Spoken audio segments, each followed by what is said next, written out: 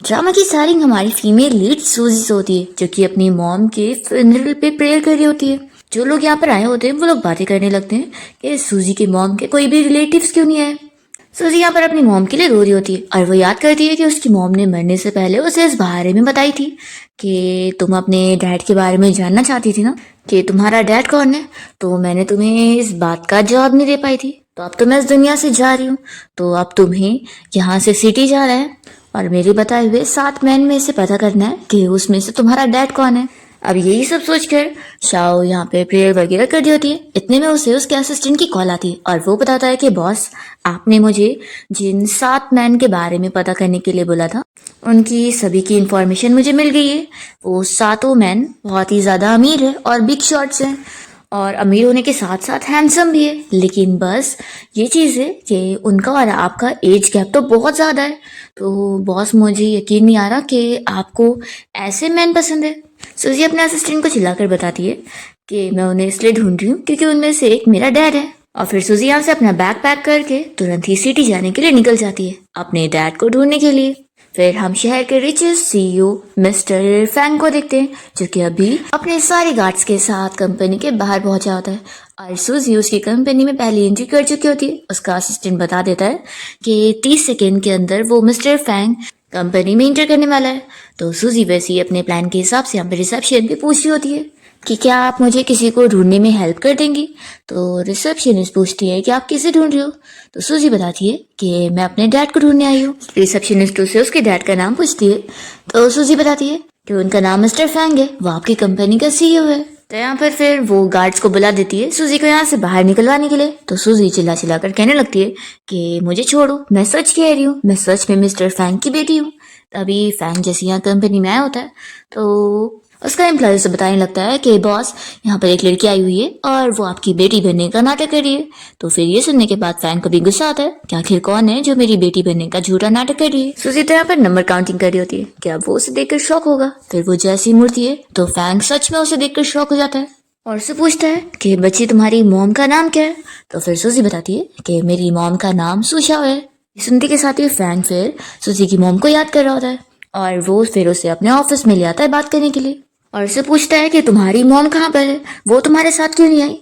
तो सूजी बताती है कि मेरी मॉम अब इस दुनिया में नहीं है। ये सुनते के साथ ही वो शॉक हो जाता है और कहता है कि आखिर क्या हुआ था। तो सूजी बताती है कि उन्हें ब्रेन कैंसर था और इन 20 सालों में उन्होंने इस बीमारी की वजह से कितना कुछ सफर करी है। तो फैंग तो ये सुनते के साथ ही बहुत ज्यादा रोने लग जाता है और कहता है ये सब मेरी गलती है, अगर मैंने पहले ये चीज पता लगा लिया होता तो मैं उसके लिए एक अच्छा डॉक्टर ढूंढ देता और उसे कुछ होने नहीं देता।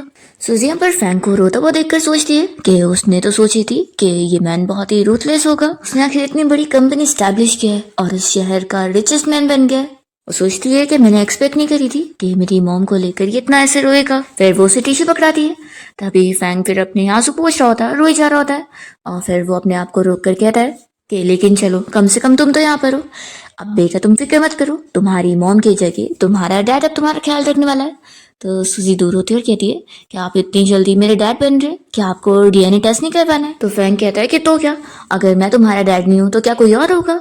तो सूजी मन में सोचती है कि क्या पता हो सकता है, वो भी एक नहीं, अभी तो 6 कैंडिडेट्स और हैं। फैंग बताने लगता है कि अब मैं तुम्हारे लिए बहुत ही ग्रैंड पार्टी रखूंगा और सभी के सामने अपने डॉटर को दिखाऊंगा ताकि सभी को पता लगे कि मेरी बेटी अब मुझे मिल चुकी है।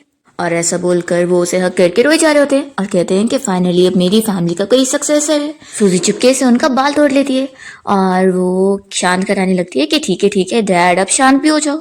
और सूजी मन में सोचती होती है कि अब ये रियल डैड है कि नहीं, ये तो डीएनए टेस्ट के बाद ही पता लगेगा।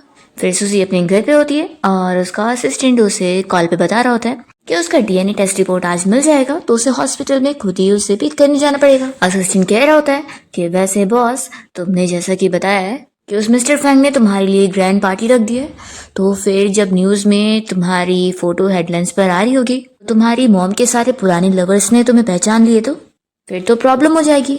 तो सूजी बताती है कि वो मेरे मॉम के सारे पुराने लवर्स नहीं है, असल में मेरी मॉम को ब्रेन कैंसर था तो उन्हें काफी भूलने की बीमारी थी, तो इसलिए मेरी मॉम को ये तक भी याद नहीं होगा कि उनका उन मैन के साथ कोई रिलेशन था भी कि नहीं, बस उनका नाम याद था। फिर मिस्टर फैंग सूजी का आवाज देने लगते हैं कि चलो जल्दी से डिनर करने आ जाओ, डैड ने खाना रेडी कर दिए।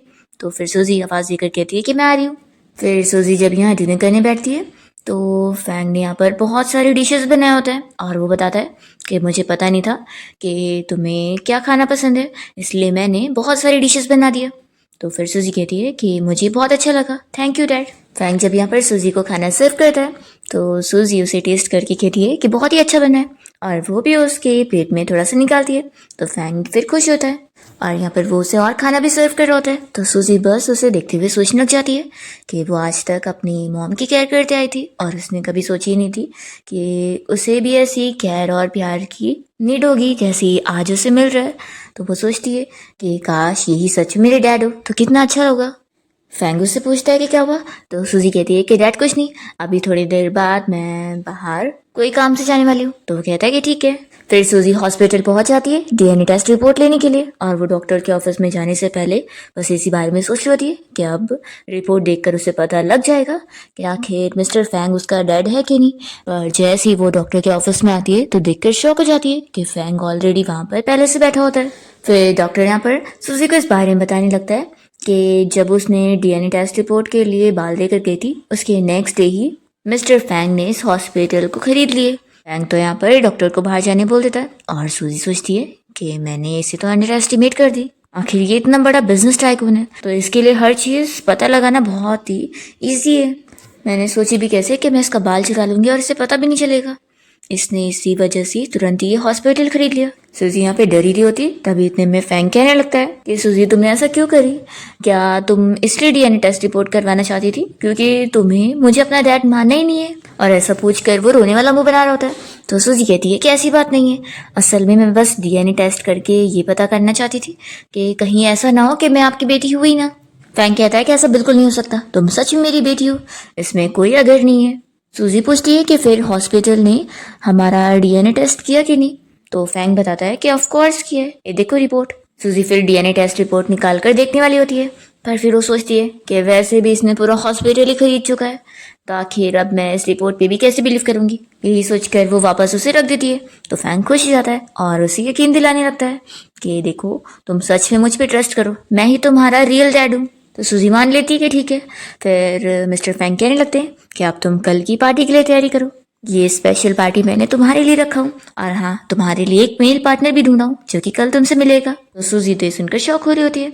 मिस्टर फैंग उसे कह रहे होते हैं कि कल इतना अच्छे से तैयार हो ना कि सब लोग तुम्हें देखते रह जाए। फिर नेक्स्ट डे पार्टी के लिए सूजी जब यहाँ तैयार होकर रेडी हो जाती है तो फैंग उसे देखने आया होता है और उसे देखकर वो शौक होता है और मेकअप आर्टिस्ट से कहने लगता है कि तुमने मेरी बेटी को कैसे तैयार करी हो। तो फिर आर्टिस्ट बताती है कि असल में आपकी बेटी ऐसा खुद तैयार हुई है। सूजी कहने लगती है कि डैड मैंने इतनी मेहनत से तैयार हुई, क्या आपको पसंद नहीं आई मैं। तो फैंग कहता है कि नहीं नहीं, तुम तो बहुत ही प्यारी लग रही हो, तुमने कितना अच्छा मेकअप करी हो। तो आर्टिस्ट पूछती है कि मिस्टर फैंग क्या आप सच में कह रहे हैं। तो वो स्लो से कहते हैं कि तुम्हें दिख नहीं रहा है, मैं अपनी बेटी को खुश कहना चाहता हूँ। मिस्टर फैंक यहाँ पर कह देते हैं कि तुम इतनी ब्यूटीफुल लग रही हो, अगर किसी ने भी तुम्हारी कोई बुराई करने की कोशिश किया ना तो मैं तो उसकी आँख ही निकाल लूंगा। तो सूजी कहती है कि थैंक यू डैड, आप तो मेरे साथ सबसे बेस्ट है। ऐसा बोलकर वो खुश हो रही होती है और मन में सोचती है कि मैं जानबूझ के ऐसे तैयार हुई हूँ ताकि उस मेल पार्टनर को भी मैं डरा दूँ और वो मेरे साथ कोई भी रिलेशन बनाने के पहले यहाँ से भाग जाए। और फिर हम देखते हैं कि ये मिस्टर फैंग पार्टी में आए हुए अपने सारे फ्रेंड्स लोग को बता रहा होता है कि मेरी बेटी मिल गई है और ये स्पेशल पार्टी मैंने उसके लिए रखा हूँ, अभी आप लोग देखना कि वो कितनी ज़्यादा ब्यूटीफुल है। फिर इतने में जैसे यहाँ पर सूजी की एंट्री होती है तो उसे देखकर सभी लोग को हंसी आ रही होती है और वो लोग पूछते हैं कि मिस्टर फैंग क्या ये सच में आपकी बेटी है। तो वो कहते हैं कि हाँ कितनी ब्यूटीफुल है ना।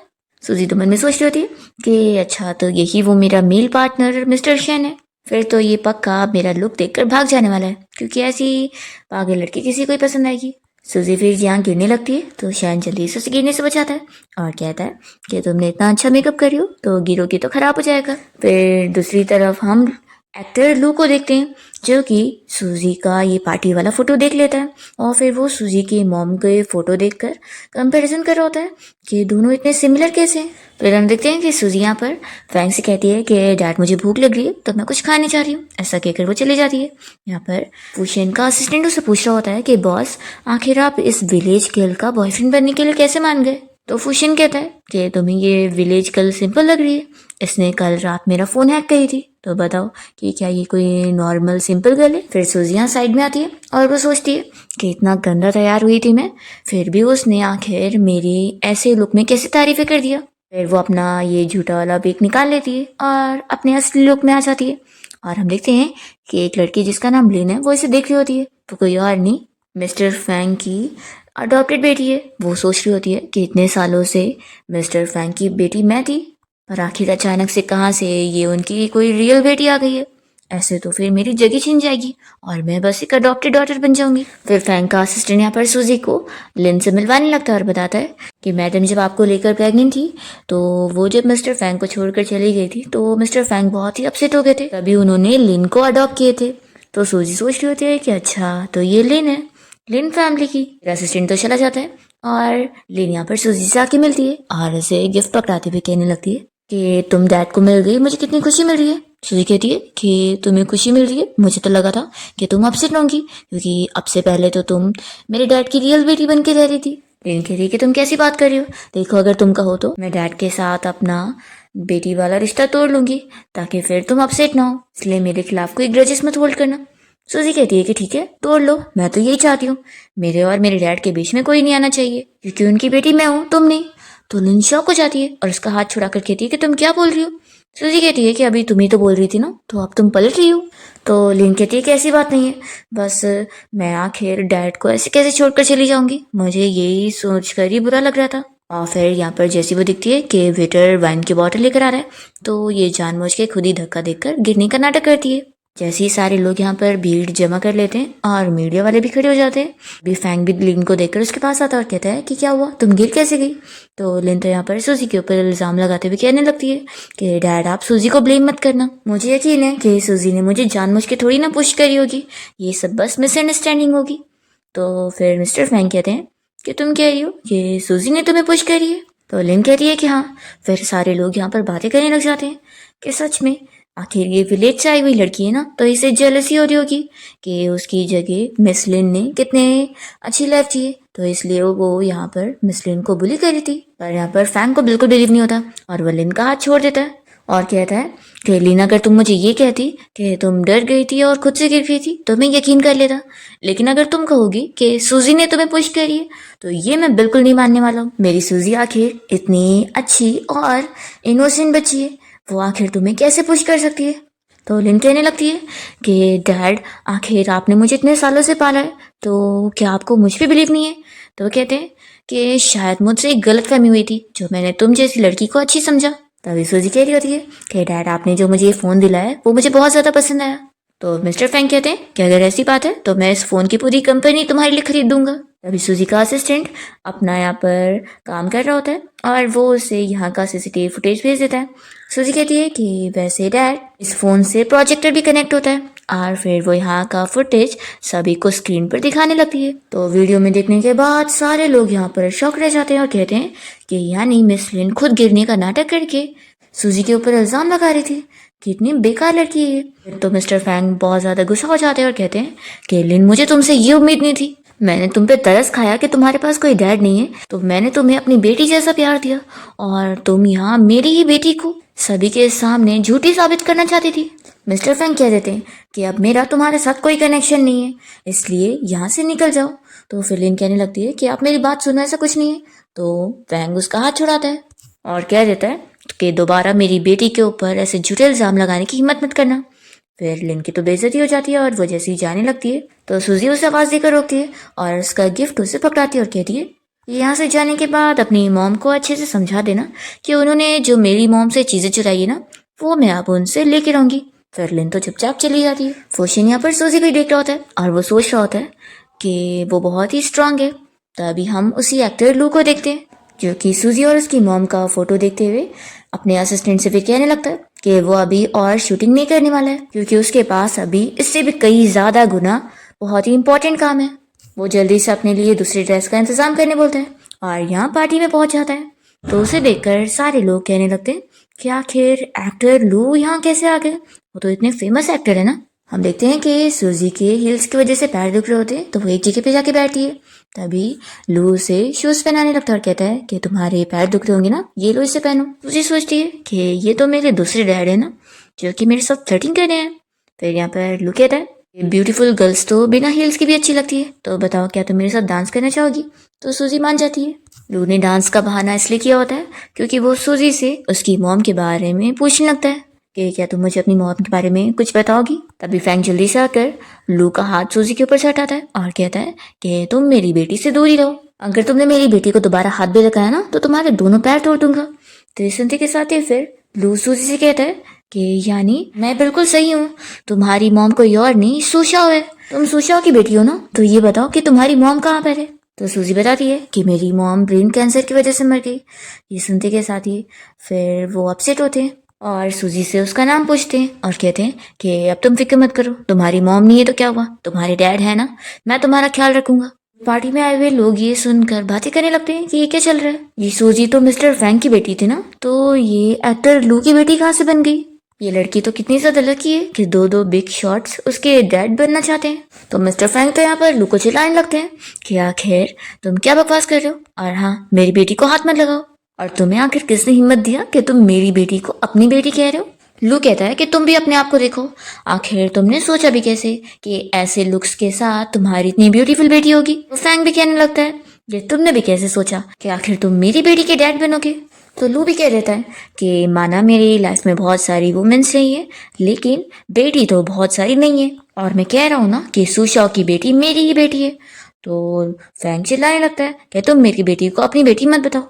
दोनों एक दूसरे से फाइट करते हुए डिसाइड करते हैं कि चलो हम लोग सूजी से ही पूछ लेते हैं कि आखिर वो किसकी बेटी है। वो लोग उसे पूछते हैं। सूजी कहती है कि आप लोग मेरा ओपिनियन क्यों पूछ रहे हैं, क्यों ना हम लोग डीएनए टेस्ट करवा ले, फिर पता लग जाएगा। तो लू तुरंत ही मना कर देता है और कहता है कि अरे ये फैंग बहुत ही पैसे वाला है और ये तुरंत ही हॉस्पिटल को पैसे देकर रिपोर्ट चेंज करवा सकता है, इसलिए मैं रिपोर्ट पे यकीन नहीं कर पाऊंगा। तो फैंग कहता है कि सूजी मुझे तो लगता है कि ये अपने हैंडसम फेस का फायदा उठाकर नर्स के साथ फ्लर्टिंग करेगा और उनको बोलकर रिपोर्ट चेंज करवा लेगा, इसलिए मैं भी यकीन नहीं कर सकता। लू कहने लगता है कि सूजी तुम बताओ कि तुम्हारी मॉम ने इस बारे में क्या बताई है कि तुम्हारा डैड कौन है। सूजी यहाँ पर सोचती है कि क्या मैं इन्हें ये बताऊँ कि अभी तो डैड के कैंडिडेट के लिए मेरे पास 5 ऑप्शंस और है। सूजी इन लोगों से बताती है कि मेरी मॉम को भी कुछ भी याद नहीं था। तो फिर लू कहने लगता है कि कोई बात नहीं, लेकिन मैंने तुम्हें देखते ही पहचान लिया कि तुम मेरी बेटी हो। तो फैंग चिल्लाता है कि बिल्कुल नहीं सूजी, तुम मेरी बेटी हो, नहीं तो फिर सिटी में आने के बाद तुम सबसे पहले मुझे क्यों ढूंढने आई थी। सूजी कहती है कि मैं बहुत थक गई हूँ तो मुझे रेस्ट करने जाना है। सूजी ऐसा बहाना करके जाने वाली होती है, तभी दोनों उसका हाथ पकड़ के रोक लेते हैं। लू कहने लगता है कि यानी तुम अब तक इसके घर पे रह रही थी, इस ओल्ड मैन के। तो फैंग कहता है कि तुम मुझसे 1 साल बड़े हो तो मुझे ओल्ड मैन मत बोलो, और हाँ तुमने सही समझा है कि सूजी मेरे घर पे रह रही है। तो फिर ये सुनते के साथ ही लू चिल्लाने लगता है और सूजी कहता है कि आखिर तुम इस स्ट्रेंजर मैन के घर पे कैसे रह सकती हो। तो फैंग कहता है कि तुम किसी स्ट्रेंजर मैन कह रहे हो। ऐसा बोलकर फिर दोनों एक दूसरे से फिर से फाइट करने लगते हैं। सूजी दोनों के झगड़ों से परेशान हो जाती है और यहाँ से भागने वाली होती है, तभी दोनों वापस उसके पास आ जाते हैं और कहते हैं कि तुम कहाँ पे रहोगी। तो सूजी कहती है कि मैं दोनों के घर पे नहीं रहूंगी, मैं इससे अच्छा कॉलेज में जाके रह लेती हूँ। फिर नेक्स्ट मॉर्निंग सूजी फैंग के साथ ब्रेकफास्ट कर रही होती है और फैंग कहता है कि ब्रेकफास्ट के बाद मैं तुम्हें कॉलेज छोड़ने चलूंगा। सूजी मान जाती है, तो फिर वो खुश होते हैं, पर सूजी कहती है कि लेकिन मैं नहीं चाहती कि कॉलेज में मेरी ये वाली आइडेंटिटी भी लो कि मैं आपकी बेटी हूँ। ये सुनते के साथ ही फैंग बहुत ही रोने वाला मुंह बना लेता है और कहता है कि आखिर क्यों, क्या तुम मेरी बेटी नहीं बनना चाहती। तुम्हें पता है तुम इतने सालों बाद मुझे मिली हो तो मुझे कितनी खुशी मिल रही है, और तुम मुझसे दूर जाना चाहती हो। सूजी फैंग के मुंह में डम्पलिंग डालती है और उन्हें समझाने लगती है कि डैड ऐसा नहीं है, असल में मैं थोड़ा लो प्रोफाइल में रहना चाहती हूँ, और अगर मैं आपकी बेटी बन के जाऊंगी तो मुझे कुछ ज्यादा ही इज्जत वगैरह मिलेगी और वो सब मुझे नहीं चाहिए। मैं एक नॉर्मल स्टूडेंट की तरह अच्छे से स्टडी करना चाहती हूँ। तो फैंग कहता है कि अगर ऐसी बात है तो फिर ठीक है। वो अपने असिस्टेंट को बुलाकर सूजी के लिए ड्राइवर अरेंज करने को बोल देता है उससे कॉलेज छोड़ने के लिए, जिन्हें बस रिच होने का फेम चाहिए होता है।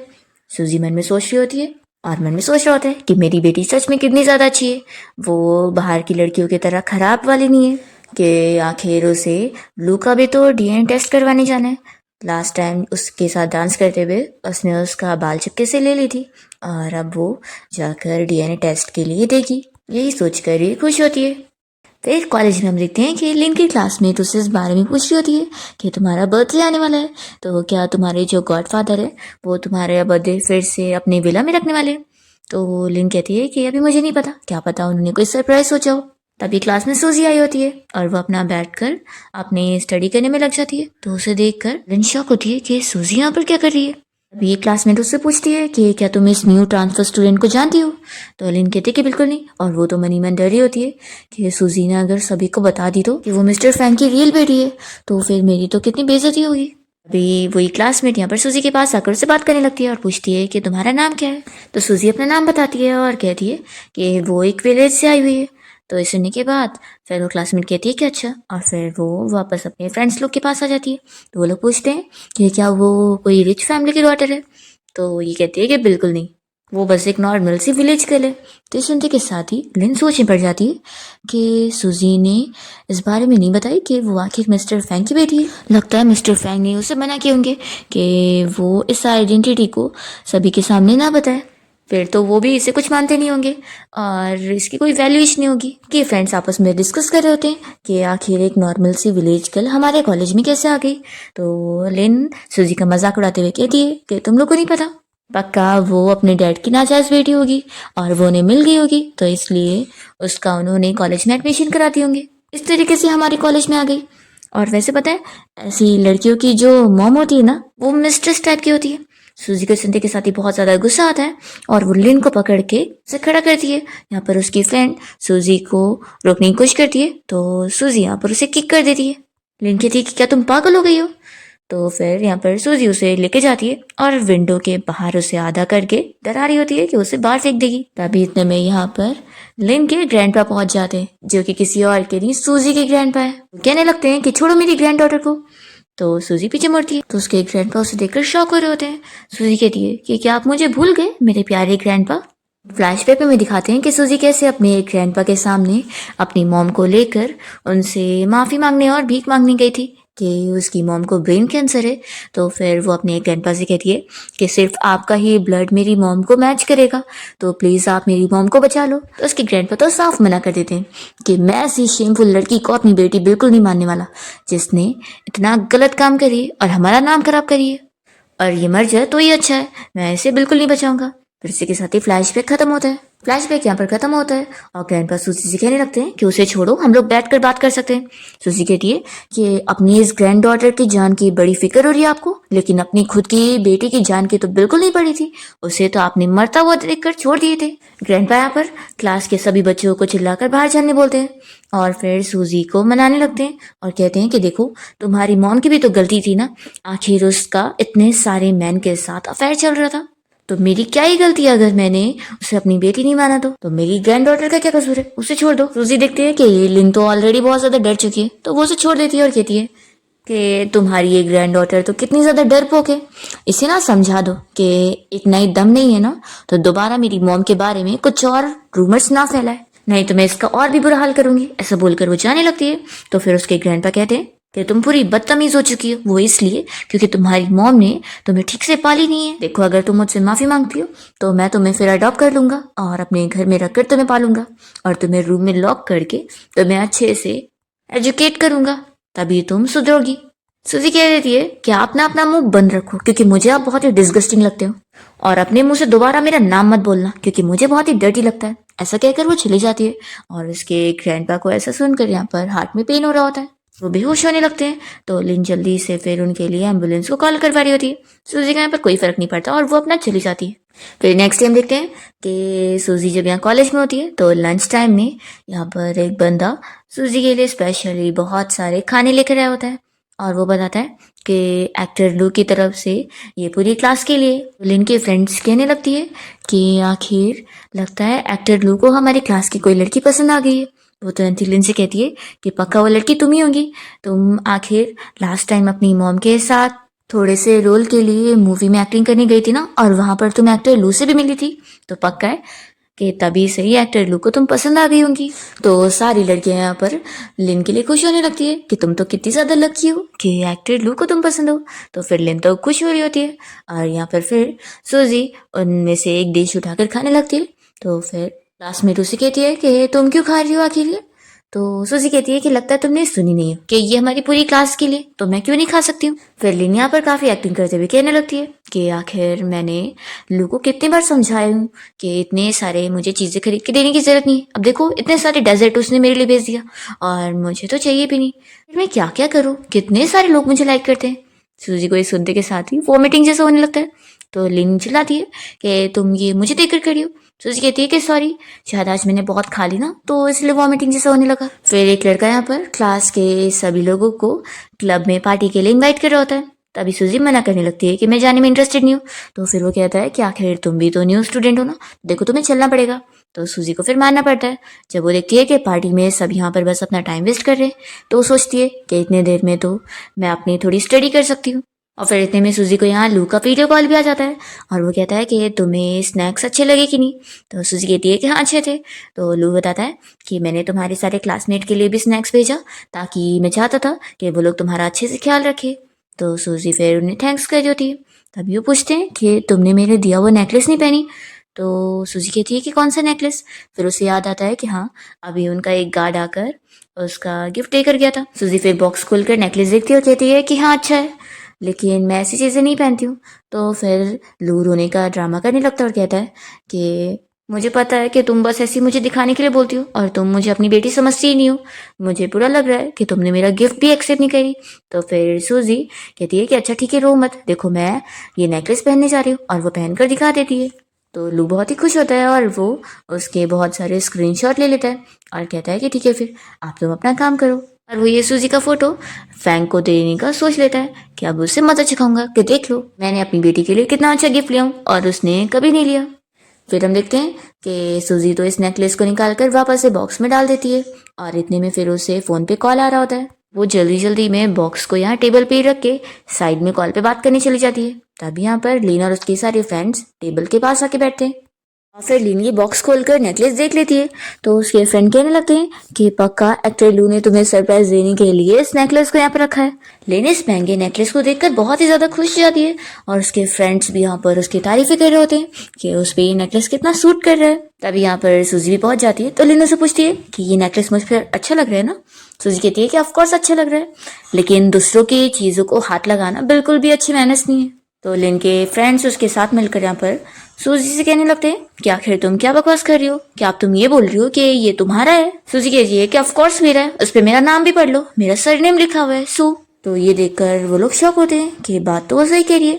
तभी लिन कहने लगती है कि कुछ भी लिखा हो, आखिर सू लिखा होने से ये तुम्हारा नहीं बन जाएगा। अब तुम ये तो नहीं बोलोगी ना कि एक्टर लू ने ये नेकलेस मेरे लिए नहीं बल्कि तुम्हारे लिए भेजा हुआ है। उसके फ्रेंड्स भी मिलकर सूजी का मजाक उड़ा रहे होते हैं कि क्या आप तुम ये कहने वाली हो कि तुम एक्टर लू को जानती हो, जो उन्होंने तुम्हें इतने $1 मिलियन का नेकलेस गिफ्ट कर दिया।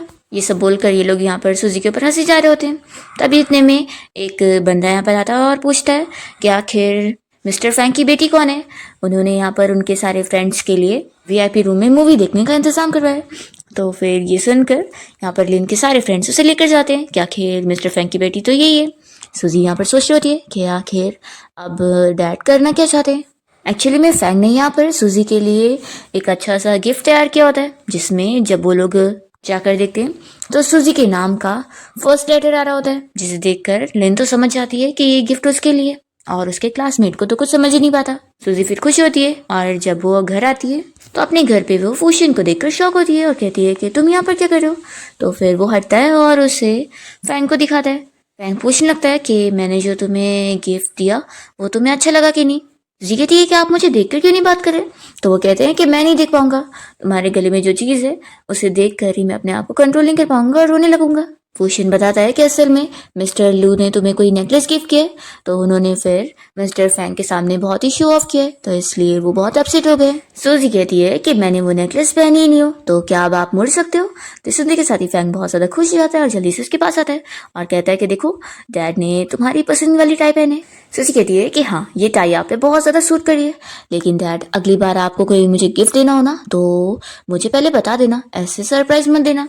तो फिर वो कहते हैं कि मैं क्या नहीं कह सकता था, वो लू मेरे सामने शो ऑफ कर रहा था कि उससे तुम्हें नेकलेस गिफ्ट किया है, तो मुझे उससे अच्छा गिफ्ट तुम्हें देना था। मैं पूरी दुनिया को दिखाना चाहता हूँ कि मेरी बेटी सबसे बेस्ट गिफ्ट डिजर्व करती है, और इसलिए मैं तुम्हें कुछ भी दे सकता हूँ, चाहे वो चांद हो या तारे या सूरज। फैंग पूछता है कि देखो सच सच बताना, तुम्हें किसका दिया हुआ गिफ्ट ज्यादा पसंद है, मेरा या फिर उस लोग का? देखो तुम सच बोल सकती हो, मैं अपने आप को हैंडल कर लूंगा।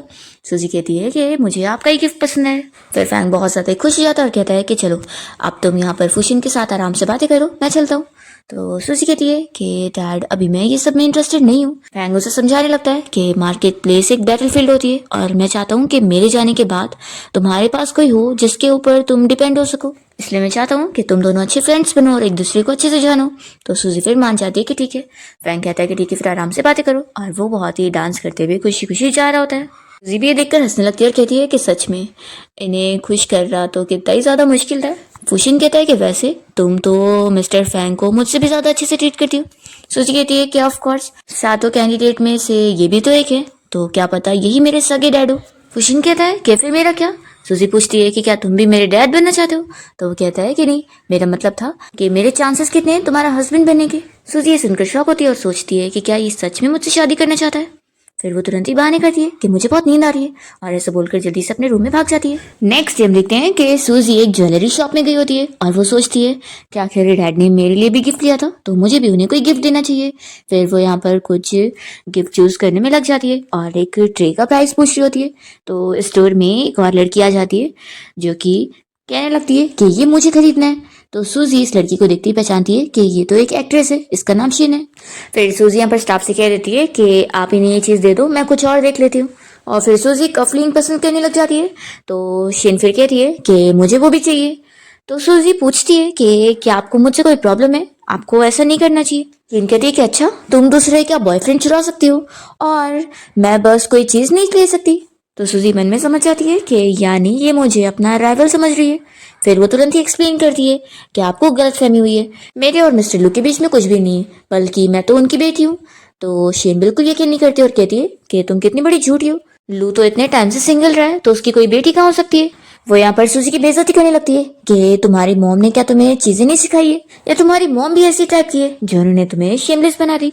सूजी को गुस्सा आ जाता है और वो तुरंत ही इस शिन को सबक सिखाने लगती है और कहती है कि दोबारा मेरी मॉम का अगर तुमने नाम ली ना तो अच्छा नहीं होगा। तो शिन फिर डर जाती है और सूजी उसे छोड़कर फिर दूसरी चीज चूज करने में लग जाती है। तो शिन वापस ही कहती है कि मुझे ये भी खरीदना है। तो यहाँ पर स्टाफ बताती है कि ये पूरे 10 मिलियन का है। तो शिन शॉक होती है कि इतना ज्यादा पैसा। सूजी कहती है कि कोई बात नहीं, तुम्हें नहीं खरीदना तो मैं खरीद लेती हूँ, और फिर वो अपना ब्लैक कार्ड निकालती है खरीदने के लिए। तो ये देखकर शिन को शौक लगता है कि इसके पास इतना महंगा ब्लैक कार्ड कैसे। फिर ये शिन भी अपना एक और कार्ड निकालती है और कहने लगती है कि ये बॉक्स भी मैं ही खरीदूंगी। और उसे लग रहा होता है कि ये सूजी एक मिस्ट्रेस है, इसलिए वो सोच रही होती है कि मैं इस सपने से जीतने नहीं दूंगी। दूसरी ओर हम लू और फैंग को देखते हैं जो कि साथ यहाँ एक साथ बैठे होते हैं। फैंग का असिस्टेंट आकर उसे बताता है कि सूजी ने उसके कार्ड से शॉपिंग करी है। तो यहाँ पर फिर फैंग खुश होने लगता है और लू को उससे कहने लगता है कि देख लो सूजी ने मेरे कार्ड से शॉपिंग करी है, इसका ये मतलब है कि वो मुझे अपना डैड मानती है, तुम्हें नहीं। लू अपसेट हो रहा होता है और वो देखता है कि उसके कार्ड से उस लड़की शिन ने खूब सारी शॉपिंग वगैरह करी है। तो फिर ये सोचता है कि आखिर वो ये सब क्या खरीद रही है। फिर लू यहाँ से तुरंत ही चला जाता है और फैंग को बहुत हंसी आ रही होती है। दूसरी ओर हम देखते हैं कि सूजी शॉप में से अलग अलग चीजें पसंद कर रही होती है जिसे शिन ले रही होती है और वो खरीद रही होती है। तभी यहाँ पर जब स्टाफ कार्ड को स्वाइप करती है तो बताती है कि अब आपका कार्ड सस्पेंड हो गया। शिन कहती है कि ऐसा हो ही नहीं सकता है, लू आखिर मेरा बॉयफ्रेंड है तो वो मेरा कार्ड क्यों सस्पेंड करेगा, अगर प्रॉब्लम पड़ रही है तो जाओ उससे बात करो। तभी लू यहाँ पहुंच जाता है और कहता है कि मुझसे क्या काम है। तो शिन जल्दी से लू का हाथ पकड़ लेती है और कहने लगती है कि फाइनली तुम यहाँ पर आए, देखो मुझे यहाँ पर बुली किया जा रहा है। तभी सूजी भी ये कहती है कि डैड अच्छा हुआ आप आ गए। तो शिन कहती है कि अब डैड बोलकर कोई फायदा नहीं है, तुम्हारा ये झूठा पकड़ा गया। शिन को लग रहा होता है कि लू तो उसकी साइड लेने वाला है। वो उसे कह रही होती है कि इस लड़की ने मुझे बुली करी है। लू यहाँ पर सूजी के पास आता है और उससे पूछता है कि तुमने शॉपिंग एंजॉय करी। तो सूजी कहती है कि इस आंटी ने मुझसे मेरी सारी पसंद की हुई चीज छीन ली, तो आखिर में क्या ही खरीद पाती, इससे मुझे सेट कर दिए। और ये मन में सोचती है कि मैंने ये सारी ट्रिक लिन से ही सीखी हूँ कि इनोसेंट बनने का प्रिटेंड करो तो फिर फायदे में रहोगे। तभी यहाँ पर शिन चिल्ला रही होती है कि तुम मुझे क्या आंटी कह रही हो। लू कहता है कि ये तुम्हें आंटी नहीं बोलेगी तो क्या मॉम बोलेगी, आखिर तुम्हें दिखाई नहीं दे रहा है ये मेरी बेटी है और तुम मेरी गर्लफ्रेंड हो तो ये तुम्हें आंटी ही कहेगी ना। शीन को तो ये सुनने के बाद शौक लगता है कि ये सच में इसकी बेटी है। फिर वो तुरंत ही उसका हाथ पकड़ के सॉरी कहने लगती है। पर यहाँ पर लू सूजी को मना रहा होता है और उसे कहता है कि चलो मैं तुम्हें कोई और शॉप में लेके चलता हूँ शॉपिंग करने के लिए। सूजी मान जाती है और लू सोचता है कि अरे वाह, मेरी बेटी को मनाना तो कितना आसान है। वो उसे लेकर चला जाता है और तभी यहाँ पर स्टाफ शीन से कहने लगती है कि अभी आपने जिस कार्ड से पेमेंट करी थी उस कार्ड के ओनर ने कंप्लेन कर दी है, इसलिए अब आप वो सारे कार्ड से कोई शॉपिंग नहीं कर सकती है। तो आप क्या खुद पे करेंगी और ये सारी ज्वेलरी खरीदेंगी? शीन कहती है कि हाँ मैं खरीदूंगी। तो स्टाफ बताती है कि फिर आपका टोटल बिल 80 मिलियन हुआ है। ये सुनने के बाद तो शॉक हो जाती है। फिर हम देखते हैं कि लू यहाँ सूजी को अपनी कार में लाके बैठाता है और फिर वो भी दूसरी तरफ से आ रहा होता है। इतने में सूजी को उसके असिस्टेंट की कॉल आती है और वो बताता है कि डीएनए टेस्ट के रिजल्ट आ गए। तो सूजी पूछती है कि रिजल्ट क्या आया है। तो असिस्टेंट सूजी को बताता है कि वो डॉग हेयर था। ये सुनने के बाद वो शॉक हो जाती है। यहाँ पर लू जैसी कार में बैठता है तो वही सुन लेता है और कहता है कि क्या तुम्हें मेरे कपड़ों पे डॉग हेयर नजर आए? अच्छा, तो तुम अब जान गए होगी ना कि मैंने एक छोटा सा डॉग पाला हुआ। सूजी बहाना करती है कि हाँ मुझे भी डॉग बहुत ही पसंद है। तो फिर लू कहता है कि तुम बिल्कुल डेट पर गई हो। और लू तो मन में सोच रहा होता है कि उसने ऑलरेडी अपने सारे पुराने कपड़ों को क्लीन करवा चुका है और सूजी को कहीं पर भी उसका बाल नहीं मिलेगा, तो वो डीएनए टेस्ट बिल्कुल भी नहीं करवा पाएगी। सूजी अपसेट हो जाती है ये सोचकर कि फिर से डीएनए टेस्ट करवाना फेल हो गया। आखिर ऐसे स्पीड में मैं कब अपने रियल डैड को ढूंढ पाऊंगी। फिर नेक्स्ट सीन में हम लिन की फ्रेंड को देखते हैं जो कि उसी से कॉल पे बात कर रही होती है और कह रही होती है कि फिक्र मत करो, तुम्हारा काम हो जाएगा और मैं उस सूजी की रेपुटेशन खराब कर दूंगी। फिर सूजी यहाँ पर पहुंच जाती है और लिन की फ्रेंड उसे इस बारे में बता रही होती है कि हमें जिसका इंटरव्यू लेना है वो यहीं पर ही आने वाला है, तो तुम इंतजार करो। वैसा बोलते हुए बहाने से उसका फोन ले लेती है और फिर कहती है कि रुको मैं अभी देख कर आती हूँ कि वो बंदा आया कि नहीं। यहाँ पर वो चली जाती है और सूजी सोच रही होती है कि तुम्हें क्या लगता है कि मुझे तुम्हारे प्लान के बारे में नहीं पता है। तुम जैसी फूल को लगता क्या है कि तुम लोग मुझे यहाँ पर फूल बनाओगे। और फिर सूजी के पास यहाँ पर कुछ लड़के आ जाते हैं तो सूजी कहती है कि अच्छा तो बस तुम थोड़ी सी आए हो, तुम लोग क्या ही मेरा मुकाबला कर पाओगे। वो इन लोगों से फाइट करना शुरू कर देती है और दूसरी ओर हम देखते हैं कि लिन की फ्रेंड सूजी का फोन लेकर यहाँ की फोटोज लेती है और पोस्ट कर देती है कि मैं बहुत ही ड्रंक हो गई हूँ, कौन आखिर मेरे साथ टाइम स्पेंड करने के लिए आएगा। तो यहाँ पर सूजी के फोन पर फिर लू और फैंग दोनों का ही मैसेज आने लगता है और वो लोग कह रहे होते हैं कि तुम फिक्र मत करो, डैड अभी तुम्हें पिक करने आ रहे हैं। हम देखते हैं कि सूजी यहाँ पर इन सारे गुंडों से फाइट करके उन्हें सबक सिखा रही होती है। फिर लिन की फ्रेंड उसे कॉल करके बता देती है कि हमारा काम हो चुका है, मिस्टर लू और मिस्टर फैंग ने दोनों ही मैसेज कर चुके हैं कि वो लोग यहाँ पर आने वाले हैं और अब वो लोग जब सूजी को उन सारे लड़कों के साथ देखेंगे तो फिर उसकी रेपुटेशन तो गई। तो लिन तो खुश हो रही होती है और कहती है कि लेकिन एक काम करो, जाके देख लो कि हमारा काम ठीक से चल रहा है कि नहीं। जब यहाँ ये अंदर आती है तो देखती है कि सूजी ने ऑलरेडी इन सारे गुंडों को मार चुकी होती है। तभी इतने में सूजी उसके पीछे से आ जाती है और कहती है कि क्या हुआ, तुम मुझे ढूंढ रही हो। वो उसे कहती है कि आखिर तुम कितनी ब्रेव हो ना, जो तुमने मेरे साथ ऐसी हरकत करने की कोशिश की, लेकिन फिर भी तुम इनएक्सपीरियंस निकली, मैं तुम लोगों से ज्यादा चालाक हूँ। अभी इतने में एक बंदा उठकर सूजी को यहाँ डंडे से मारने वाला होता है, पर उससे पहले यहाँ पर फूशिन पहुंच जाता है और वो उस बंदे को मार के सूजी को बचा लेता है। और फिर वो सूजी से पूछता है कि तुम्हें कहीं चोट तो नहीं आई।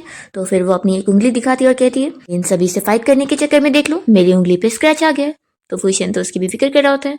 फिर इतने में फूशिन के सारे गार्ड्स एक बंदे को पकड़ के ले आते हैं जो कि सूजी को मारने जा रहा था। यहाँ पर सूजी उसे कहती है कि चलो बताओ, मैं तुम्हें मार के बेहोश करूँ या फिर तुम खुद करना चाहोगे अपने आप को। तो फिर ये बंदा हार मान लेता है और खुद का ही सर लड़ा के बेहोश हो जाता है। फिर सूजी फूशिन से इस बारे में पूछती है कि तुम यहाँ पर कैसे आए। तो फिर वो दिखाता है कि उसके फोन से ऑनलाइन पोस्ट हुआ था कि वो यहाँ पर है। तो सूजी फिर इस लड़की से कहती है कि अच्छा तो ये काम तुम्हारा ही है। फूशिन अपने गार्ड्स को ऑर्डर दे देता है कि इन सारे गुंडों को वो पुलिस स्टेशन लेकर जाए। फिर इतने में लू और फैंग भी पहुंच जाते हैं सूजी की केयर करने के लिए और वो दोनों ही सूजी से कहने लगते हैं कि तुमने आखिर अकेले क्यों ड्रिंक कर ली, देखो अगर तुम्हें ड्रिंक ही करनी तो बताना चाहिए था, ऐसी जगह पे आने की जरूरत नहीं थी। तो फिर फूशिन बताता है कि असल में सूजी को यहाँ पे ड्रिंक नहीं करनी आई थी, ये सब उसकी क्लासमेट ने करी है, उसने यहाँ पर कुछ लड़कों को भी बुलाई थी। सुनते के साथ ही लू को तो बहुत ज्यादा गुस्सा आने लगता है। फैंग फिर अपने असिस्टेंट को कॉल करता है और उसे ऑर्डर दे देता है कि इस बार को आप सारा पता करो और इसे खरीद लो। फिर यहाँ पर लू भी अपने असिस्टेंट को कॉल करके ऑर्डर दे देता है कि पेपराजी को कॉल करके इस बार के ओनर के बारे में पता करो और उसे पूरी तरीके से बर्बाद कर दो। फिर लू और फैंग मिलकर यहाँ पर फूशिन को थैंक्स कर रहे होते हैं कि वो यहाँ पे टाइम पर आ गया और उसने सूजी को बचा लिया। तो फिर वो कह रहा होता है कि मैंने तो कुछ खास नहीं किया। तो यहाँ पर लू भी कहने लगता है कि हाँ हमारी सूजी कितनी ज्यादा एकदम नाजुक सी है और कितनी डेलिकेट है और तुमने इसे बचाया है। फिर यहाँ पर फूशिन पूछता है कि इस लड़की का क्या किया जाए। तो फैंग तो यहाँ पर ऑर्डर दे देता है कि इसे डायरेक्ट पुलिस स्टेशन लेकर जाओ। तो वो तुरंत ही माफी मांगने लगती है कि प्लीज अंकल फैंग मुझे छोड़ दो, पर गार्ड्स उसे लेकर चले जाते हैं और सूजी उसे बाय कर देती है। फिर फैंग फूशियन से इस बारे में पूछ रहा होता है कि तुम और सूजी आखिर कितने स्टेज पर पहुंचे हो, आखिर तुमने हीरो की तरह उसे बचाए, तो तुमने क्या अभी भी उसका दिल नहीं जीत पाया हो। तो फूशियन तो कुछ कह ही नहीं पाता है। इसके बाद फिर लू और फैंग सूजी को यहाँ से लेके चलने के लिए दोनों ही उसे अपनी अपनी कार में बैठने के लिए मना रहे होते हैं। तो सूजी तो दोनों की हरकतों से तंग आ जाती है और कहती है कि एक काम करते हैं, एक मुझे घर लेके चलेगा और एक ही घर पे मैं रहूंगी, तो आप लोग डिसाइड कर लो। तो फिर यहाँ पे फैंग उसे मनाने लगता है कि देखो तुम्हारा जो कॉलेज है वो मेरे घर से नजदीक है, तो तुम मेरे घर पे रहोगी।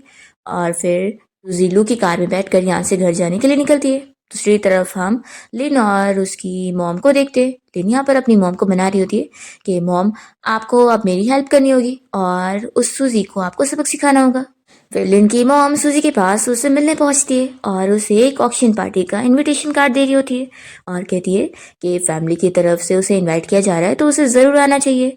तो फिर सूजी ये ले लेती है और उनके जाने के बाद सोच रही होती है कि चलो मैं भी देखती हूँ कि आखिर आप लोग इस बार क्या ट्रिक खेल रहे हो। फिर ऑक्शन पार्टी स्टार्ट हो जाती है और सूजी को भी यहाँ पर कुछ चीज़ डोनेट करना होता है, तो वो अपना जेड ब्रेसलेट डोनेट करती है। और फिर जब इवेंट स्टार्ट होने पर यहाँ पर लिन भी पहुंच जाती है। तो यहाँ पर सारे लोगों की ऑक्शन इवेंट में लगाई हुई चीज़ों की बिडिंग लगने लग जाती है और जब सूजी का ब्रेसलेट दिखाया जाता है तो वो वाइट वाला जेड ब्रेसलेट नहीं होता बल्कि उसका धागे वाला ब्रेसलेट होता है जो कि उसका बचपन का है।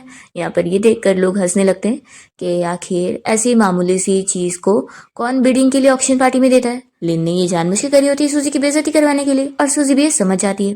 तभी यहाँ पर जब उसकी बिडिंग स्टार्ट होती है तो सारे लोग कहने लगते हैं कि आखिर इसे कौन ही खरीदेगा, कौन ही इस पे बिडिंग लगाएगा। पर तभी इतने में यहाँ पर लू की एंट्री होती है। वो कहता है कि मैं इस पर 1 मिलियन लगाऊंगा। ये सुनकर सारे लोग शॉक हो रहे होते हैं। फिर यहाँ पर लू सूजी के पास आकर कहने लगता है कि डैड आ गए ना, तुम्हारी चीज़ वही खरीदेंगे। पर फिर इतने में यहाँ पर फैंग भी पहुंच जाता है और वो तो 2 मिलियन लगाने लगता है और लू से कहता है कि तुम्हें हरा ही दूंगा और सूजी की चीज मैं ही खरीदूंगा, ये मेरी बेटी है। और फैंग यहाँ पर सारे लोगों को भी वार्न कर देता है कि दोबारा मैं ना सुनूं कि मेरी बेटी के बारे में कोई इस तरीके का मजाक उड़ाए। समझ गए तुम लोग। और फैंग तो यहाँ पर फिर सूजी के बारे में सभी को बताने लगता है कि उसने असल में एक जेड ब्रेसलेट की बिडिंग के लिए दी थी और किसी ने उसकी चीज को एक्सचेंज कर लिया। और वो यहाँ पर सभी को प्रूफ दिखाने के लिए यहाँ का सीसीटीवी फुटेज भी दिखा देता है जिसमें साफ साफ दिख जाता है कि लिन ने ही उस ब्रेसलेट को बदली थी।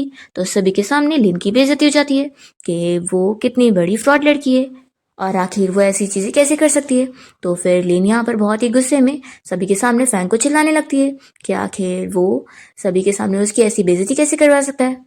तभी यहाँ पर गार्ड्स उसे पकड़ के बाहर लेकर चले जाते हैं और फिर से यहाँ पर लू और फैंग एक दूसरे से झगड़ा करने लग जाते हैं और वो सूजी का ये ब्रेसलेट खरीदने के लिए एक दूसरे से कंपटीशन करते हुए ज्यादा से ज्यादा बिडिंग लगा रहे होते हैं। तो सूजी फिर दोनों को ही रोकने लगती है और कहती है कि अरे वो बहुत ही मामूली सा ब्रेसलेट है, उस पर इतने सारे पैसे मत लगाओ, वो तो मैंने बचपन में बनाई थी, वो भी बहुत ही इजीली। तो फिर ये सुनते के साथ ही दोनों कहते हैं कि फिर तो ये और कीमती हुआ, अब तो हम इसमें सिर्फ 4 मिलियन नहीं बल्कि और लगाएंगे।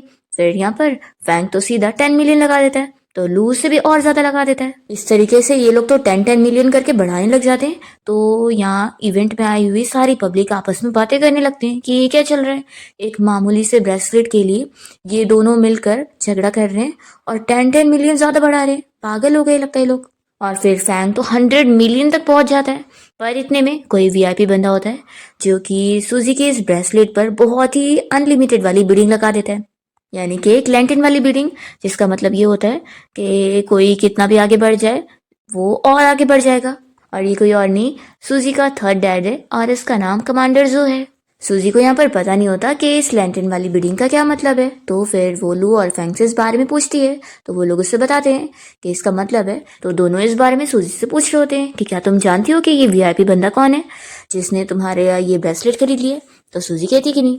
फिर ये लोग यहाँ इवेंट से बाहर निकल आते हैं और फैंग और लू दोनों ही उसे सॉरी बोल रहे होते हैं कि हम तुम्हारे लिए वो ब्रेसलेट नहीं खरीद पाए, तो क्या तुम हमें ब्लेम तो नहीं करोगी। सूजी कहती है कि बिल्कुल भी नहीं। फिर इतने में इन तीनों के पास रिपोर्टर पहुंच जाते हैं और सूजी से क्वेश्चन करने लगते हैं कि आखिर दोनों में से उसका डैड कौन है। तो सूजी कहती है कि आप ही लोग गैस कर लो। तो फिर वो लोग कहते हैं कि एक काम करते हैं, आप दोनों के साथ ही फोटोज खिंचवा लो। तो फिर लू और फैंग दोनों ही खुश होकर अपना अपना पोज देने लग जाते हैं और जैसे ही दोनों का हाथ टच हो जाता है तो दोनों ही गुस्सा करने लगते हैं और एक दूसरे को हटने के लिए बोल रहे होते हैं।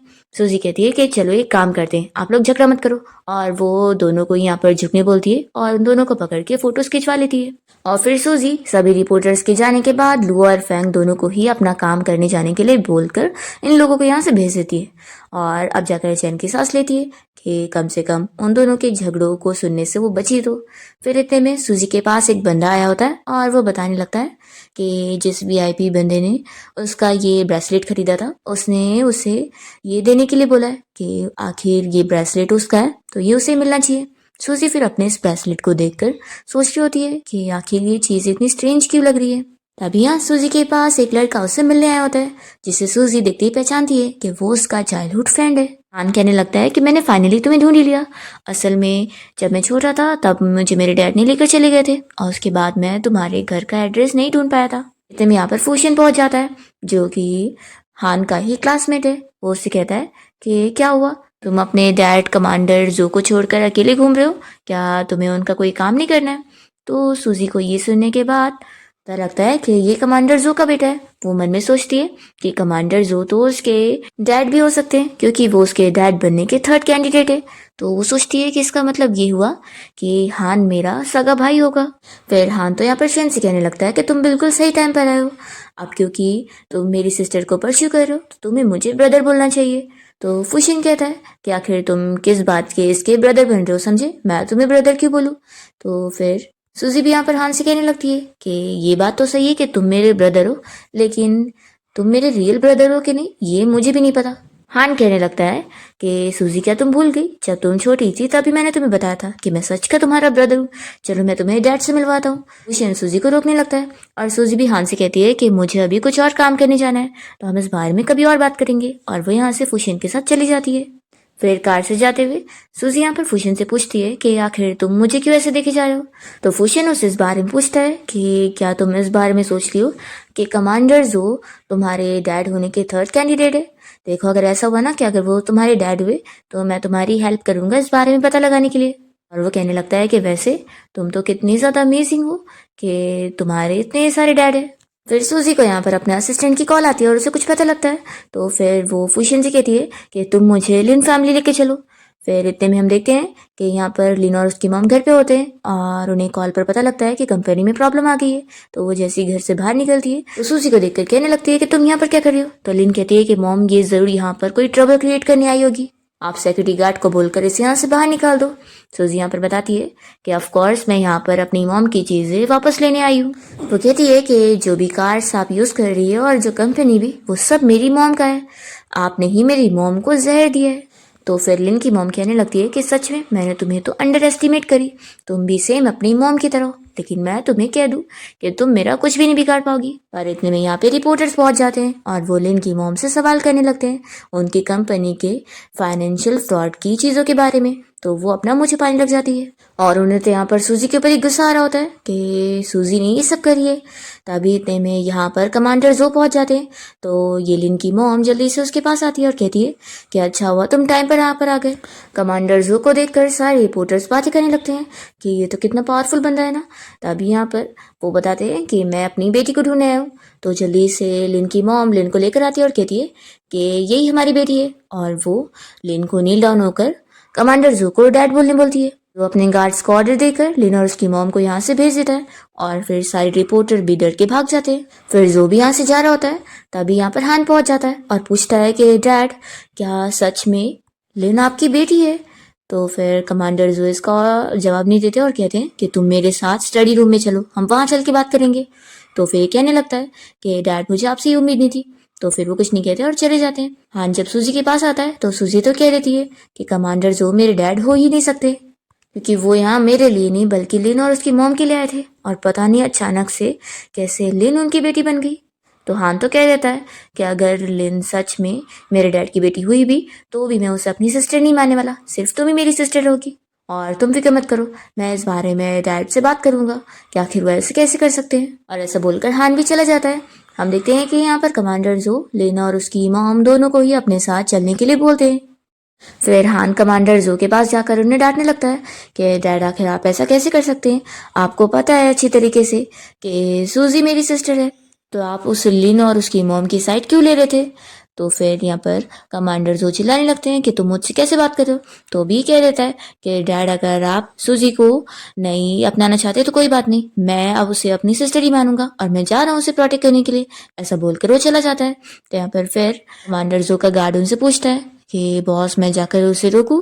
तो फिर जो मना करते हैं कि नहीं रहने दो, अच्छी बात है वो अपनी सिस्टर को प्रोटेक्ट करने जाए। तो फिर गार्ड पूछ रहा होता है कि मुझे समझ नहीं आ रहा है कि आखिर आप ऐसा क्यों कर रहे हैं, क्योंकि आपने ही मिस सूजी को प्रोटेक्ट करने के लिए इतनी सारी चीजें करी है और आपने ही उनका वो ब्रेसलेट भी खरीदा था।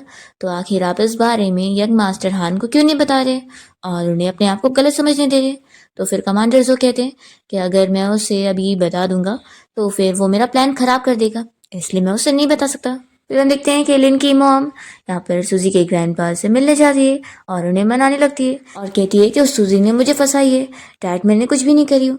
तो फिर यहाँ पे ग्रैंडपा से चिल्लाने लगते हैं और कहते हैं कि माना कि तुम मेरी अडॉप्टेड बेटी हो और तुम उस सुशाओ से काफी बेहतर थी, इसलिए अब इस मैटर को खुद जल्दी सॉल्व करो, हमारी फैमिली की बेइज्जती मत करवाओ।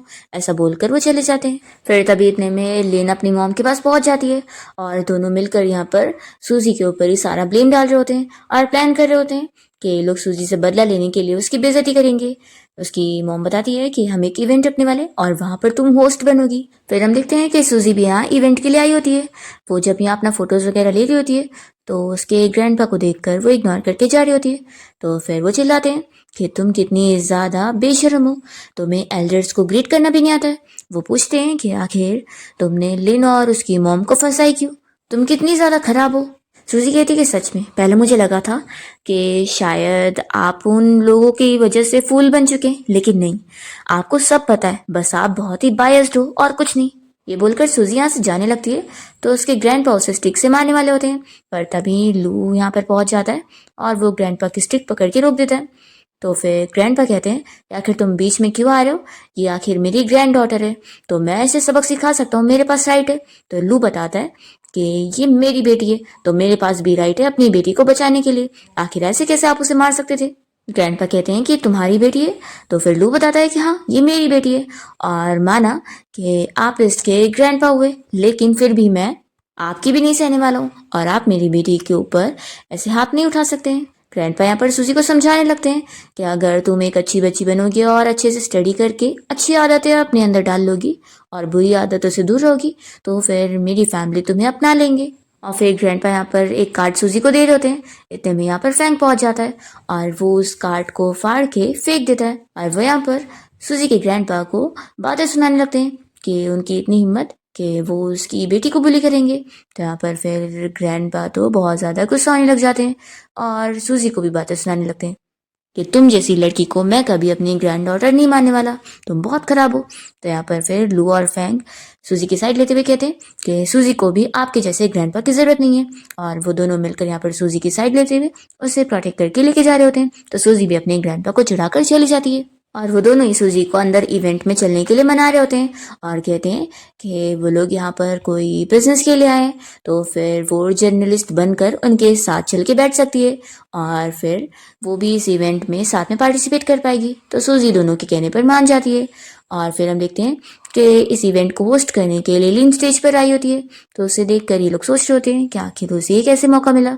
लिन यहाँ पर स्टेज पर एक रोबोट के बारे में बता रही होती है जो कि उनकी कंपनी के साइंटिस्ट ने बनाया है और वो रोबोट किसी का भी डीएनए टेस्ट 10 सेकेंड में करके बता सकता है और ये रोबोट बिल्कुल परफेक्ट है, वो 100% करेक्ट रिजल्ट बताएगा। तो यहाँ पर फिर ये सुनते के साथ ही फैंग तुरंत ही अपने असिस्टेंट को कॉल करके इस रोबोट को खरीदने का ऑर्डर दे रहा होता है और सूजी सोच रही होती है कि सच में मेरे डैड भी ना। फिर लिन स्टेज पर एक एक्टिविटी करने के लिए स्टार्ट करती है और कहती है कि इस रोबोट का टेस्ट करने के लिए हम सारे लोगों में से 2 लोगों को चुनेंगे। बॉक्स में से सीट निकालने के बाद जो सीट नंबर आता है तो लिन उन दोनों को ही बुलाती है जो कि कोई और नहीं सूजी के ग्रैंडपा और सूजी होते हैं। तो फिर ये दोनों को स्टेज पर जाना पड़ता है। सूजी के ग्रैंडपा तो उसे समझाने लगते हैं कि मैं तुम्हारे साथ ये डीएनए टेस्ट रिजल्ट का एक्सपेरिमेंट नहीं करना चाहता हूँ, मैं नहीं चाहता कि सभी को पता लगे कि तुम जैसी बदतमीज लड़की मेरी ग्रैंड डॉटर है। तभी यहाँ पर सूजी फिर उस साइंटिस्ट से जाकर बात करती है कि सच में क्या उसका रोबोट इतना परफेक्ट है, तो क्या फिर वो और भी चीज़ें कर सकता है, और क्या इस डीएनए टेस्ट के लिए और भी लोग शामिल हो सकते हैं। तो फिर वो कहता है कि हाँ ऑफ कोर्स। सूजी कहती है कि ठीक है फिर तो हम इस होस्ट लिन को भी ऐड कर लेते हैं, फिर पता लग ही जाएगा कि ये सच में रोबोट ठीक से काम कर रहा है कि नहीं। तो साइंटिस्ट तो मान जाता है और कहता है कि लेकिन लिन तो ऑलरेडी प्रोफेसर की ग्रैंड डॉटर है ना, फिर तो देखना मेरा रोबोट बिल्कुल परफेक्टली बता देगा। सूजी कहती है कि तभी तो बोल रही हूँ। लिन भी बड़ी खुश हो रही होती है। तब यहाँ ग्रैंडपा मना करने लगते हैं, पर यहाँ पर उन्हें भी फिर मानना पड़ता है और तीनों के बाल फिर डीएनए टेस्ट के लिए दिए जाते हैं। और जब रिजल्ट का इंतजार हो रहा होता है तो लिन सबसे ज्यादा ही खुश हो रही होती है। फिर डीएनए टेस्ट का जब रिजल्ट आता है तो सभी को पता लग जाता है कि लिन असल में प्रोफेसर की रियल ग्रैंड डॉटर है ही नहीं, बल्कि सूजी है। तो यहाँ पे ग्रैंडपा भी सभी के सामने ये एडमिट कर लेते हैं। यहाँ पर लिन की बेइज्जती होने लग जाती है। वापस से टेस्ट कर दिए तो भी यही चीज आती है। तभी उसकी मॉम स्टेज पर आती है और बताने लग जाती है कि हाँ ये बात सच है कि तुम मेरी तो सगी बेटी हो, लेकिन लेकिन तुम्हारे ग्रैंडपा की तुम सगी ग्रैंड डॉटर नहीं हो, और असल में मैं तो बस उनकी अडॉप्टेड बेटी थी, और सूजी असल में उनकी रियल ग्रैंड डॉटर है। लिन को यहाँ पर बहुत ही बेइज्जती फील होता है और यहाँ पर सारे लोग भी इसी बारे में बात कर रहे होते हैं। तो लिन अपनी मॉम से बहुत ज्यादा गुस्सा हो जाती है और कहती है कि आप बहुत ही बड़ी झूठी है, और वो यहाँ से चली जाती है। तो लिन की मॉम भी उसको मनाने के लिए उसके पीछे भागती है। फिर इवेंट के बाद लू और फैंग दोनों साथ में सूजी के साथ बाहर आते हैं और सूजी कहती है कि अभी मुझे थोड़ा और स्टडी के लिए जाना है, तो फिर आप दोनों जाओ, और वो बाय करके चली जाती है।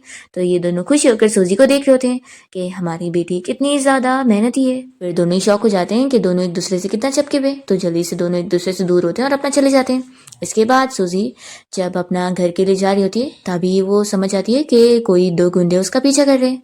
वो यहाँ पर उन्हें पीछे से डरा देती है और कहती है कि तुम लोग मुझे ही ढूंढ रहे हो ना। वो उन लोग की बंदूक भी छीन लेती है और कहती है कि तुम लोगों को जरूर लिन ने ये ऑर्डर दी होगी ना मुझे पकड़ने का। तो फिर वो कहती है कि चलो अब मैं तुम लोग को काम दे रही हूँ कि तुम लोग मुझे वहां लेकर चलोगे। तो ये लोग तो शौक होते हैं। इसके बाद सूजी झूठे बंदे होने का नाटक कर रही होती है और तब यहाँ पर लिन की मॉम पहुंच जाती है इसके ऊपर बंदूक पॉइंट करके इससे मारने के लिए, और वो कह रही होती है कि जैसे मैंने तुम्हारी मॉम को मारी थी अब मैं तुम्हें भी मारूंगी। तभी यहाँ पर सूजी जल्दी इनसे बंदूक छीन लेती है और कहती है कि आप मुझे क्या मारोगी, अब मैं अपनी मॉम का बदला लूंगी। और वो यहाँ पर गोली चलाने वाली होती है। तभी यहाँ पर कमांडर जो पहुंच जाते हैं और वो कहते हैं कि तुम्हें अपने हाथ गंदे करने की जरूरत नहीं है। तभी यहाँ पर कमांडर जो के गार्ड लिन को भी लेकर आ जाते हैं और दोनों माँ बेटी यहाँ पर एक दूसरे से मिल रही होती है। और फिर वो तो कमांडर जो से कहने लगती है कि लिन असल में सच में तुम्हारी बेटी है। तो वो यहाँ पे डीएनए टेस्ट रिपोर्ट वाले उस रोबोट को बुलवा लेते हैं और तुरंत ही डीएनए टेस्ट करवा के पता कर लेते हैं कि देख लो तुम्हारा झूठ अब साबित हो गया। वैसे तो मुझे इस बारे में पहले से पता था। वो उसे वीडियो दिखा देते हैं कि वो होटल में किसी और के साथ ही थी जो कि कोई स्ट्रेंजर बंदा था और ये लिन उसकी बेटी है। तो लिन को भी ये जानने के बाद शौक लगता है और वो अपनी मॉम को चिल्लाने लगती है कि यानी पहले तो मैं फैमिली से बेदखल हुई और अब तो मेरा कोई डैड भी नहीं है। वो अपनी मॉम को चिल्लाने लगती है कि आप कितनी डिस्गस्टिंग हो, और वो उनसे बहुत ज्यादा गुस्सा होकर यहाँ से जा रही होती है। तो गार्ड्स फिर उसे लेकर जाते हैं। कमांडर जो इस बारे में सूजी को बताते हैं कि उन्हें इस बारे में पहले ही पता लग गया था कि असल में इसने ही उसकी मॉम को जहर दी थी। फिर ये लिन की मॉम हार मान जाती है कि अब तो उसके साथ बुरा ही होना है, तो वो खुद को ही मार लेती है। और यहाँ पर कमांडर जो सूजी की आंखों के सामने हाथ करते हैं ताकि वो ये चीज देख के डरे ना। सूजी शौक होती है कि आप पहले से ही इन्हें मारने वाले थे। तो फिर वो सब बताते हैं कि असल में वो उसे बचपन से जानते हैं। वो उसे पुरानी चीजें याद दिलाते हैं। तो सूजी को भी थोड़ा बहुत याद आता है कि तब वो उन्हें डैड बोला करती थी। फिर इतने में सूजी को बचाने के लिए यहाँ पर लू और फैंग दोनों पहुंच जाते हैं और उसे ठीक देखकर वो लोग खुश होने लगते हैं। और उन लोगों को पता लगता है कि कमांडर जो ने इसे बचाया। तो फिर वो दोनों मिलकर इसे थैंक्स कर रहे होते हैं। तो जो कहता है कि आखिर सूजी मेरी बेटी है तो इसे बचाना तो बनता ही था। ये सुनकर लू और फैंग शॉक होते हैं और जो यहाँ पर सूजी के साथ हैंडशेक करना चाह रहा होता है और कहता है कि हम फिर से एक दूसरे से अच्छे से मिलते हैं, मैं तुम्हारा डैड हूँ। तो फैंग कहता है कि तुम क्या बकवास कर रहे हो, सूजी आखिर तुम्हारी बेटी कैसे हो सकती है। तो फिर यहाँ पर कमांडर जो भी बताने लगता है कि वो भी सुशाओ को पसंद करता था। तो ये लोग कहते हैं कि अच्छा तो तुम भी हमारी तरह निकले। वो लोग कहते हैं कि लेकिन इससे ये नहीं साबित होता कि सूजी तुम्हारी बेटी है। तो फिर जो इन लोग को बताने लगता है कि मैं सूजी से 10 साल पहले मिल चुका हूँ जब वो छोटी थी। तो ये लोग सूजी से पूछते हैं कि क्या ये सच कह रहा है। तो सूजी हाँ बोलती है। ये सुनते के साथ ही फिर दोनों ही यहाँ पर जो से बात करने लगते हैं और कहते हैं कि क्या तुम हमें बचपन वाली सूजी के बारे में बताओगे कि वो कितनी ज्यादा क्यूट थी और वो तभी भी बहुत ही ब्यूटीफुल रही होगी ना, तो चलो हम लोग को उसकी कोई फोटो दिखा दो या उसके बारे में बताओ। ऐसा बोलते हुए वो लोग जोर से बात करते हुए आगे बढ़ जाते हैं और सूजी सोचती है कि ये सभी तो मुझे तो भूल कर ही चले गए। फिर मॉर्निंग में हम देखते हैं कि सूजी जब सोकर उठती है तो यहाँ पर हान और फुशन दोनों साथ में उसे मिलने पहुंचते हैं। हान कहता है कि मुझे तो पता ही नहीं था कि मेरे डैड कल तुम्हें बचाने गए थे और उन्होंने तुम्हें साथ में यहाँ घर लेकर आया। तभी यहाँ पर गार्ड आता है और कहता है कि मिस सूजी आपको कमांडर जो ने बुलाया। तो फिर हान और फुशन कहते हैं कि हम लोग भी साथ में चलेंगे। तो सूजी कहती है कि ठीक है। फिर हम देखते हैं कि कमांडर जो यहाँ पर बंदूक से निशाने लगाने में लगे होते हैं और वो सूजी को भी ये चीज़ सिखाना चाह रहे होते हैं ताकि उसे भी शूट करना और अपने लिए फाइट करना आना चाहिए। तो फुशन यहाँ पर सूजी को सिखाने में मदद कर रहा होता है और वो कमांडर जो से कहता है कि आप जाओ मैं सिखा दूंगा। तो फिर वो चले जाते हैं और फिर पूरा दिन सूजी अपना प्रैक्टिस में लगी होती है।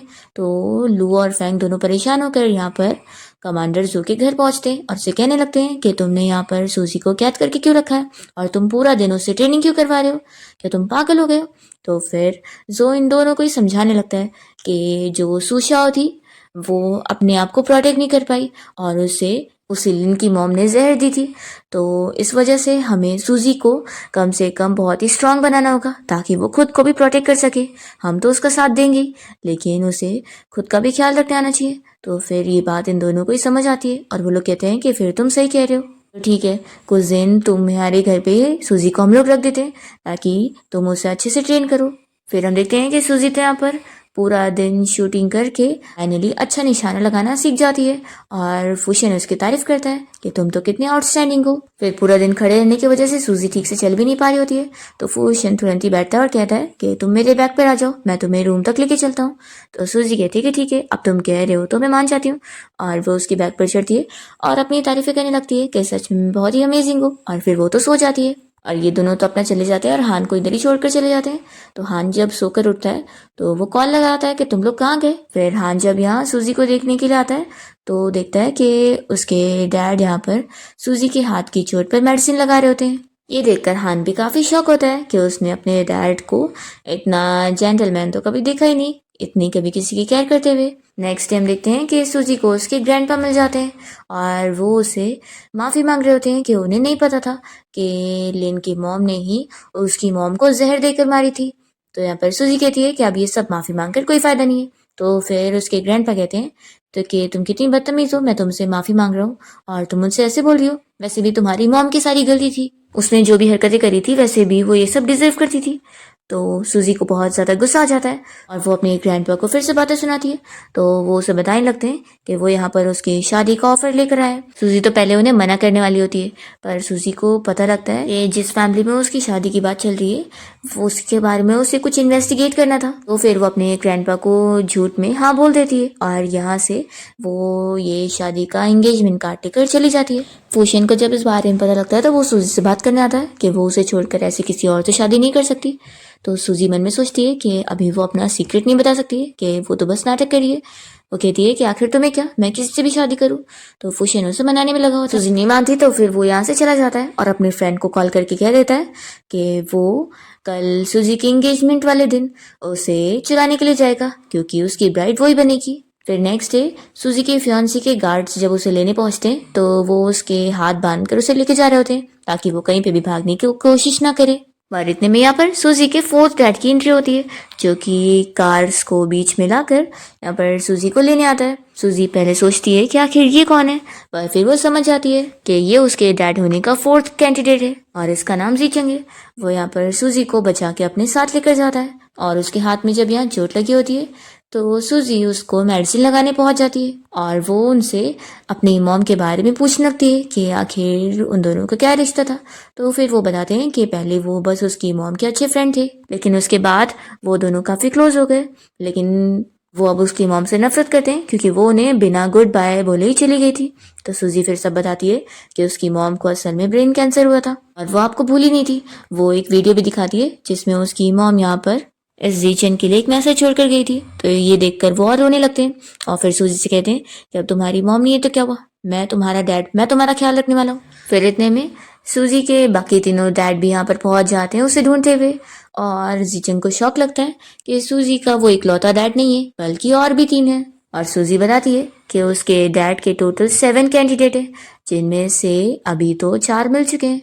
फिर ये चारों ही आपस में सूजी के लिए झगड़ रहे होते हैं और डिस्कस भी कर रहे होते हैं कि सभी सूजी का ख्याल रखने वाले हैं। सूजी को तो इन सभी से बहुत ज्यादा ही प्यार मिल रहा होता है। फिर हम सूजी के 5th डैड को देखते हैं, जिनका फेस हमें नजर नहीं आता है, और वो भी यहाँ घर के बाहर पहुंच जाते हैं और सोच रहे होते हैं कि मेरी बेटी यहीं पे रहती है। इसी के साथ ही इस ड्रामा की एंडिंग यहाँ पर हो जाती है।